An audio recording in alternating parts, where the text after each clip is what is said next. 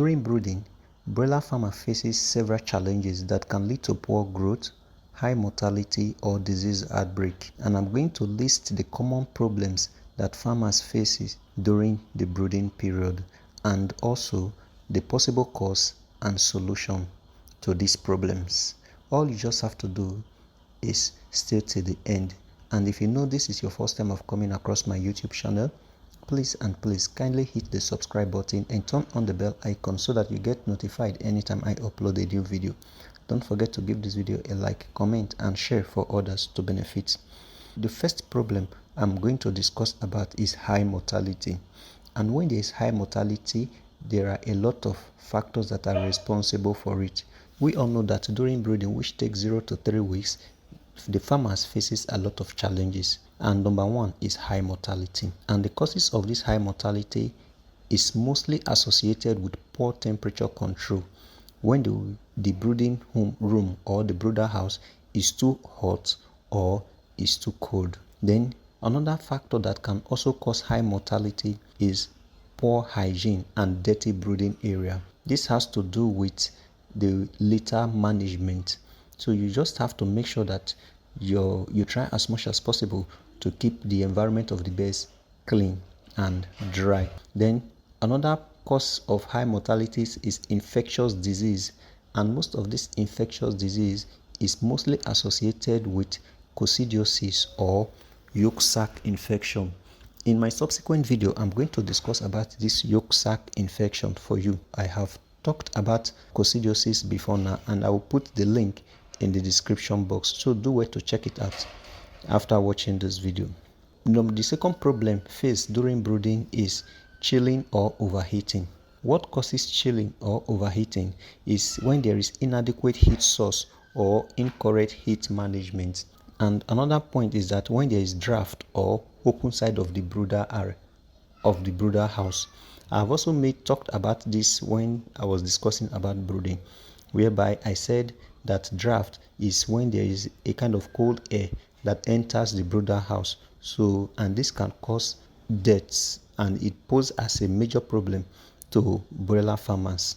When the thermometer or the heat distribution is not even, that means the thermometer is placed somewhere that it cannot read accurately during the brooding. One major sign of this overheating or chilling is that you discover that the chicks, they will huddle together tightly, and once you see this, it signifies that the brooder house is too cold. So the chicks are trying to generate warmth for themselves. Then another sign is that the chicks, they will spread far apart and pant too, and this signifies that when the brooder room is too hot. Now, the third problem, poor growth and uneven body size, is another major problem that is faced during brooding. And the causes of this poor growth and uneven body size is when you have inconsistency in feeding or water for the birds. That means you don't give them feed as at when they ought to feed. Then when there is nutritional deficiency, then another thing is disease or overcrowding. Then another point is improper brooding temperature. All this contributes to poor growth and uneven body size. If you don't do grading when you are supposed to do grading, so you will discover that your birds will not grow. The bigger ones will be growing bigger, and they will deprive the smaller ones from eating. So that's to tell you that you ought to do grading for your birds to grow very well. The fourth problem you will face as a broiler farmer during brooding is dehydration or low water intake. This is usually caused by dirty water or hot water. As we all know, during the hot weather, the water usually becomes hot and your birds are unable to drink the water. Like I always tell people that don't give the water that you cannot drink to your animals. Make it your slogan. Then when you have poor drinker placement, like maybe the drinker is too high, whereby the birds, only the bigger ones will have access to drink from the nipple system or from the water drinking trough, while the smaller ones will starve or be dehydrated of water. Then when you have inadequate number of drinkers.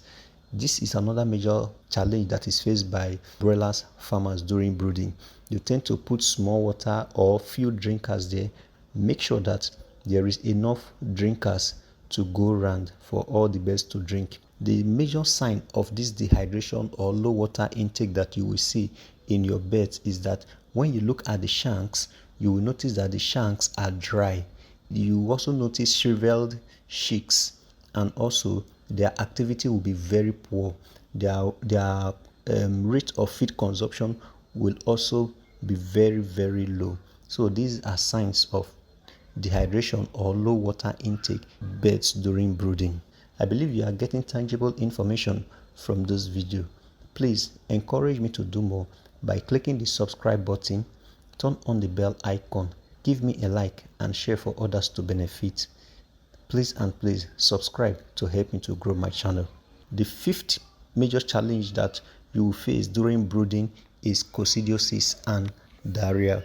These are one of the biggest challenge that is being faced during brooding, even after brooding. And the causes of this is when you have wet or dry litter. Then another thing that can cause this is when you overstock or there is overcrowding.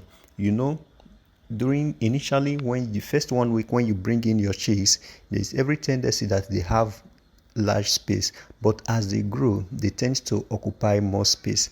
So as they grow, what you just need to do is to do your grading or do your sorting and space them. This can avoid coccidiosis and diarrhea.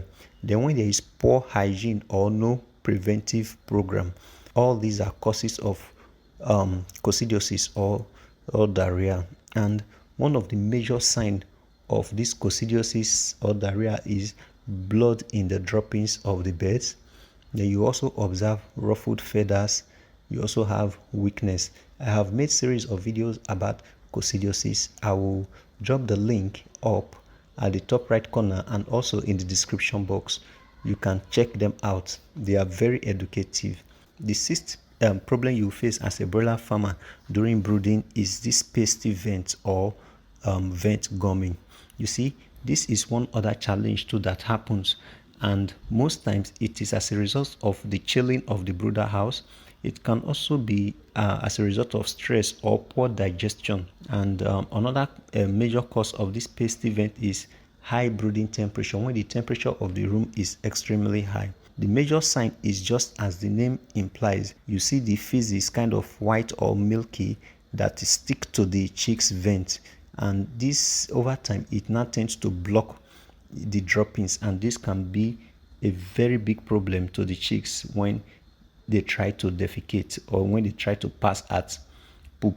The seventh point is poor lighting and feeding practices. This is something most farmers don't pay much attention to, especially when brooding. The chicks, as they are growing for the first day or for the first 24 hours, they need lights 24/7. This will enable them to eat and drink very well. But when you withdraw light from them, they will not eat, neither will they drink. And they also need this light for them to be able to attain the 7 days weight that will make them to grow rapidly. So try as much as possible to provide light for your birds and practice good feeding habits.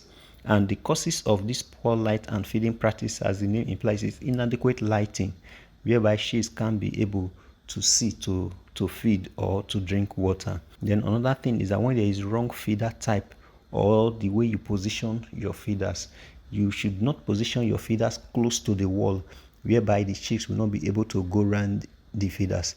The chicks are supposed to go around the feeders and the drinkers to enable them feed and drink. The eighth major problem that farmers face during brooding is overcrowding, and the causes is very, very simple and easy to identify. That is when you try to save space or cut costs. This is one of the major problems that they face. Then another thing is that it leads to stress, feather pecking, and disease spread.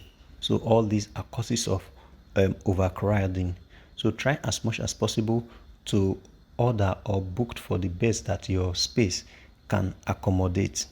The ninth problem that most farmers face during brooding is weak or unthrifty chicks. And the major cause of this is bad handling at the hatchery.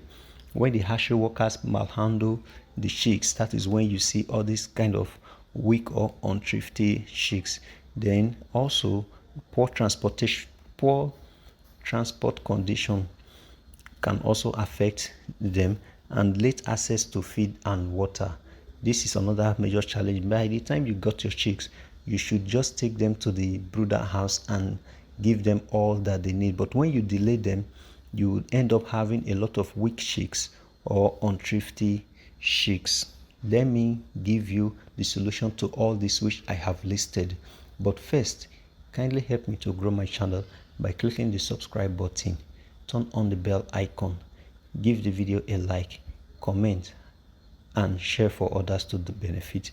You can drop your questions in the comment section and I will do well to answer all of them. Thanks. The basic solution to all this which I have listed are: 1. You should maintain optimal brooding temperature so that your chicks will be able to do well. Then as they age week by week, you have to reduce it. Then 2. You should keep the litter material dry and clean. 3.